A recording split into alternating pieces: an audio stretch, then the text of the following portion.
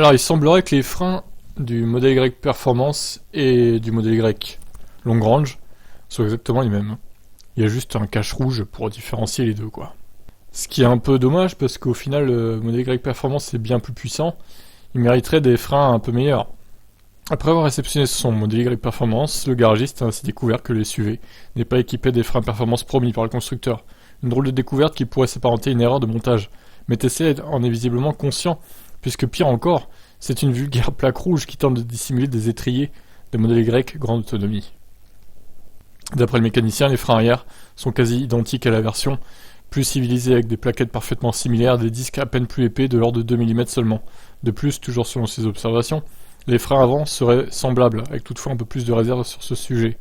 Voilà donc ce qui pourrait se cacher derrière le changement de fournisseur de freins arrière timidement annoncé par la marque l'année dernière. Depuis le mois d'août 2022, le modèle Y Performance aurait troqué le Brembo donc par des freins Mando.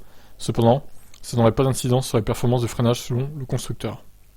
Aucune mesure chiffrée n'a pour le moment été effectuée pour déceler des différences ou non en matière de freinage. En toute cette cause, seuls les très rares utilisateurs qui poseront les roues sur un circuit pourraient s'en apercevoir. De plus, le cache apposé sur l'étrier ne pourrait être qu'un artifice pour camoufler un élément dont l'esthétique n'a pas été travaillée par le fournisseur. Néanmoins, la présence de plaquettes similaires et du cache comme pour camoufler une tromperie laisse un arrière-goût au propriétaire qui estime avoir été trompé. Voilà qui remet de plus en plus de doutes sur l'intérêt de cette version qui est à peine plus puissante finalement, 24 chevaux supplémentaires seulement. Ah oui, je pensais que il y avait plus de différence quand même. Ah ouais, bah c'est une arnaque, faut pas l'acheter en fait.